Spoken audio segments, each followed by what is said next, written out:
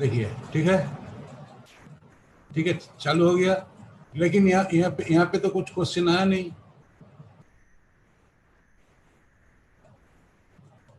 Refresh तो कर रहा हूँ, यहाँ पे कुछ नेम एंड ईमेल आईडी है। Oh yeah, this is a question. और नंबर सीरियल नंबर 406 से thank you so much. High good case scenario.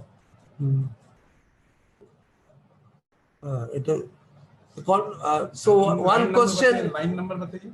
This is from Pankaj. The question is 397. 1 second. 397. This one. How to suspect neonatal herpetic encephalitis with no maternal history. Herpes simplex encephalitis, you don't have a maternal. Herpes simplex encephalitis, not necessarily you will have maternal history, but I told you, if you come across or any neonate who has features of, say, actually meningoencephalitis, you have to do a lumbar puncture and see. And in this lumbar puncture, in all cases of neonatal meningoencephalitis, you have to send the CSF for this PCR. And all cases, they will present just like bacterial meningitis itself. So, immunity in chickenpox, yes, immunity in chickenpox, if you treat with acyclovir, it don't hamper. It has been seen if the child suffers from natural chickenpox, the chances of developing subsequent chickenpox is almost zero if the child is not an immunocompromised child.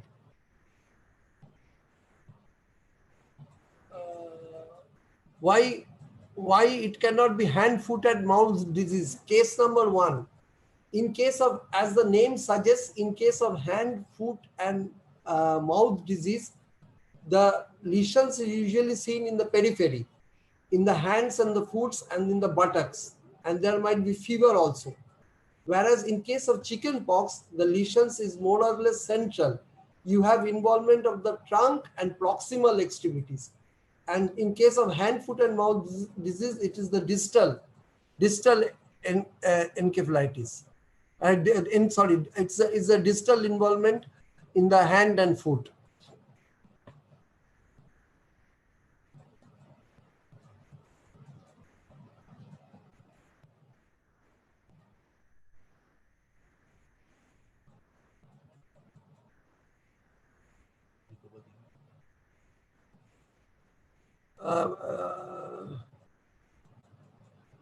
Herpes simplex rash and chickenpox rash has a difference. In case of herpes simplex rash, the rash conglomerate or the rash occurs in crops where you see the rashes occurring close together and there is a normal skin. Whereas in chickenpox, the rash is usually uniformly distributed.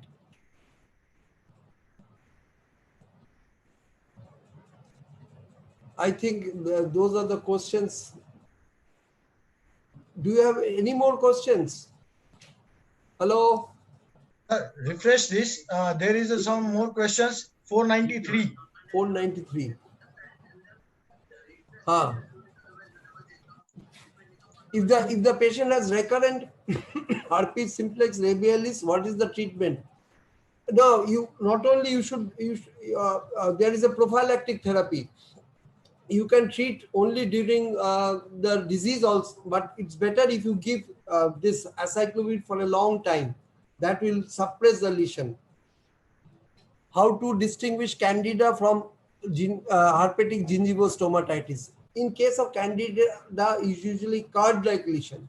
They are card-like lesion and they usually don't produce ulcerative lesion. Whereas in case of herpetic gingivostomatitis, you will have ulcerative lesion. And in case of herpetic gingivostomatitis, you will have fever. But in case of oral thrush, fever is not there. How to distinguish between dengue and chikungunya?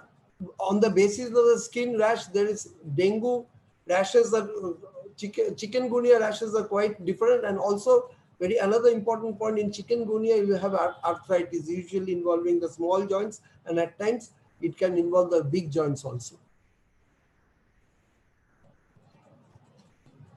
Refresh.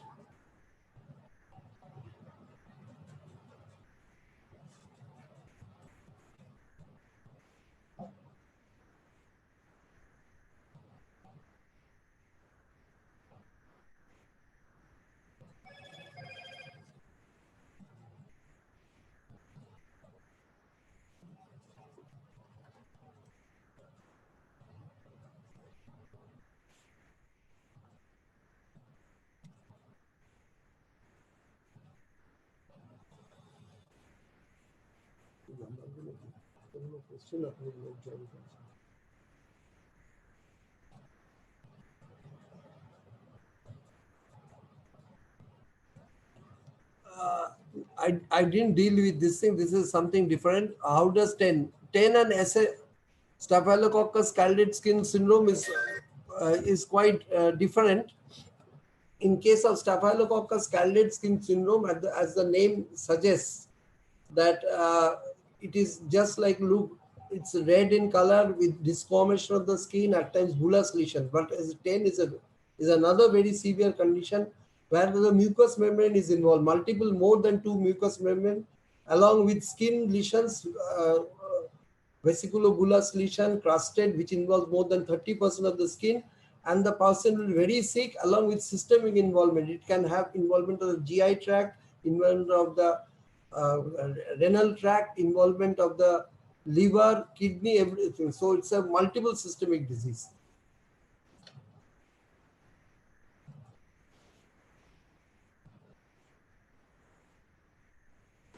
Hello, sir. Dr. Abhijit here. I can see few questions. Can I just show? Yeah. Why post-herpetic neuralgia is not seen in children? The exact reason I cannot tell you why it is not seen in children, but it is much less, and that's the reason. In case of herpes zoster in children is much less severe disease as compared to in adults, but the exact reason I cannot tell you. Okay, what is the role of acyclovir topically in herpes? Topical application of herpes, the role of acyclovir is practically nil. If you want to give medicines, always you should give it either orally or IV, depending upon the severity of the situation. Okay. What are the chances of developing varicella after 2 doses of vaccines? Chances of developing moderately severe varicella is practically nil, because it gives protection in the tune of 98 to 99%. And the chances of developing mild varicella is also very less, protection in the tune of 96-97%. So that's the reason it's a very on the part of the doctor that after giving vaccine, if the child develops the disease, so it would be prudent if you give 2 doses of varicella vaccine always. Okay. So if a patient has recurrent herpes simplex labialis, then what is the treatment? Is acyclovir given every time? You can give acyclovir each time, but if it occurs very frequently, then you have to give some sort of suppressive treatment. That means you have to give acyclovir for a long time. At times it can be given for even 6 months. Actually, these are not given for herpes simplex labialis, but it usually more often given in the herpes simplex genitalial infection. Okay. One case doctor has posted. A 12-year-old child has strawberry tongue and history of fever 2 days before.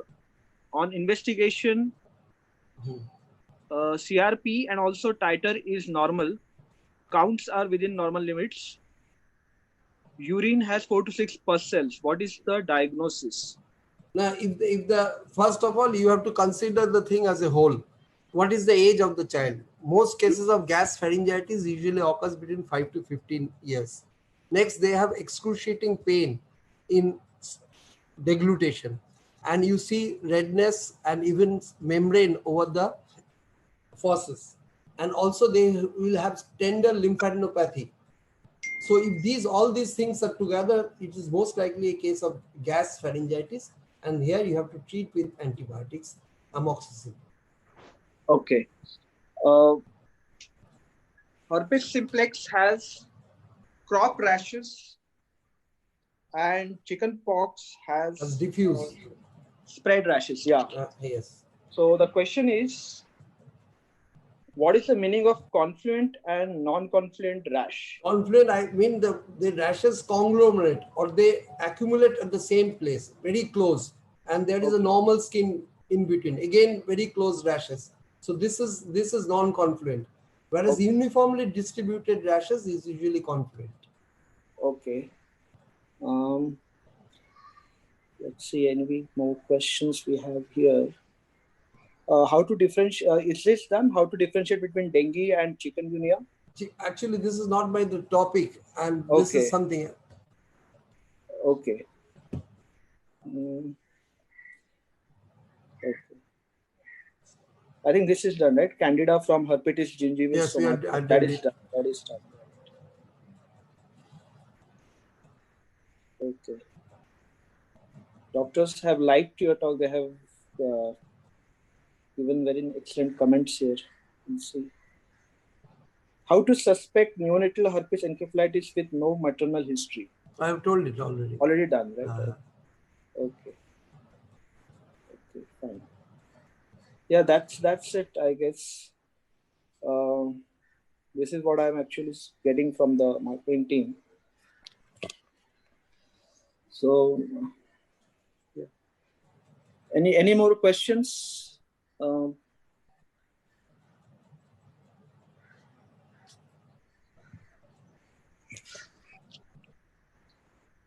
I think we'll conclude the session here.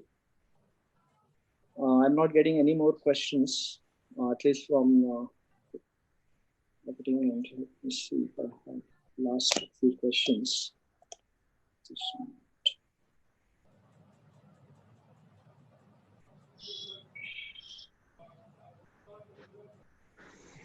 Yeah, we have covered it. Yeah.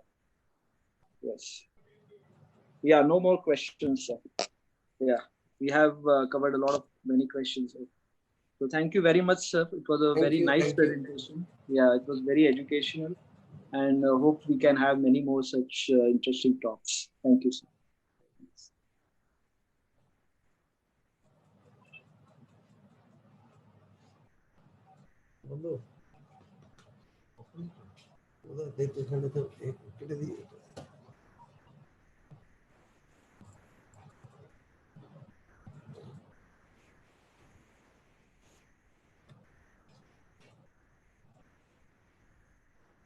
Leave meeting.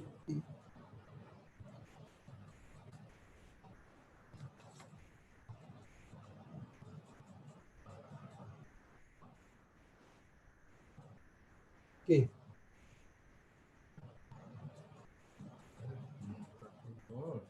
Okay. Looked up.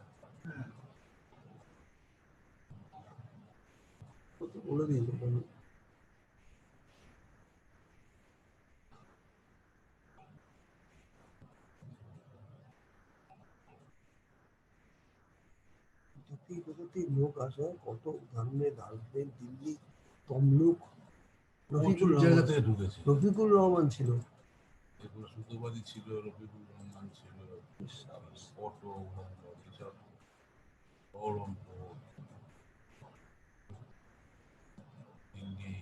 এটা কলকাতা কে এটা সুতোবাদী কলকাতায় রবীন দুবে সুতোবাদী কোশ্চেনগুলো আনতে দিয়েছে compliance সুতোবাদী আমার প্রশংসা শুধু আচ্ছা কোনো আনসার করেন কোশ্চেন করে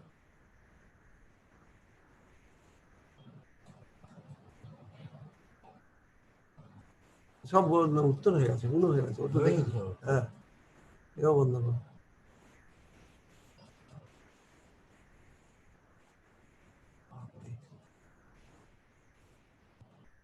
Okay, sir, we are ending now.